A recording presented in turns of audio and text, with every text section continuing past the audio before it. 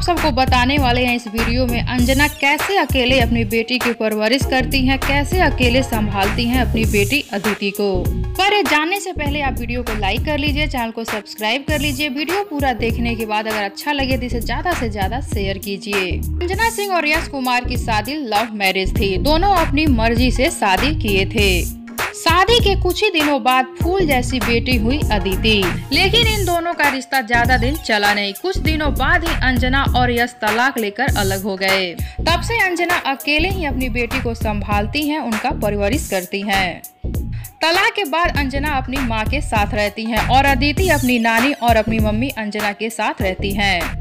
अंजना सिंह के लिए बहुत ही मुश्किल का दिन रहा होगा जब छोटी सी बच्ची गोद में लेकर अपने पति को तलाक दी होंगी और फिर अकेले अदिति को पालना पोसना भी मुश्किल भरा दिन रहा होगा। अभी भी अदिति छोटी ही हैं, लेकिन उनके पापा यश कुमार उनसे प्यार करते हैं और उनसे मिलने भी आया करते हैं। पर सच्चाई ये है कि यश कुमार अदिति के साथ नहीं रहते। अभी तो यश दूसरी शादी भी कर लिए हैं निधि झा से।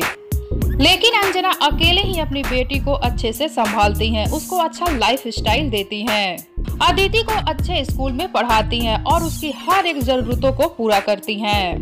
बहुत प्यार करती हैं अंजना अपनी बेटी से, कहती हैं मेरी पूरी दुनिया मेरी बेटी है। अंजना सिंह खुद कमाती हैं, भोजपुरी इंडस्ट्री की जानी मानी हीरोइन है और अभी टीवी सीरियल में भी काम कर रही हैं।